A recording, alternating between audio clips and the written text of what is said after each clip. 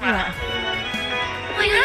Aking tala sa gabing madilim, ikaw ang bawat sana sa lahat ng hiling, sa hirap man o sa saya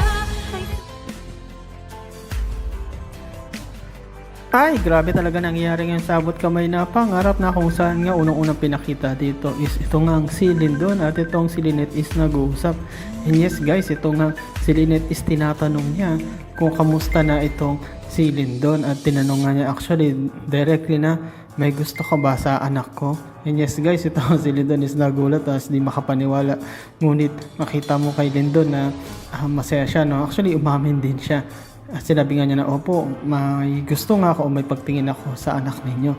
At ito namang si Lynette is masaya din dahil nga alam niya na itong si Lindon is mabait din na tao, mabait din na doktor. At ito nga si Ana rin talaga is actually marami nagkakagusto dito, hindi lang si Doc Lindon, kundi yung iba pa tulad ni Harry at marami pa, no? Kasi nga mabait ito at talagang maalaga rin.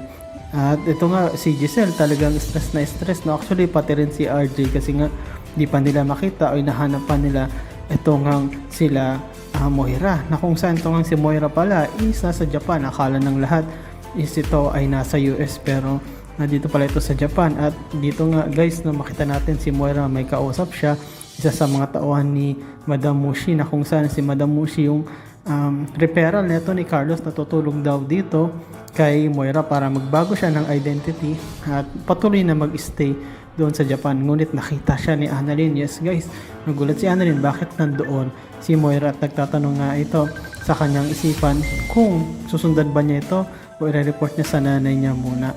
Yes guys, abangan natin yan. Bang si Moira is mahuli na o makatakas pa rin?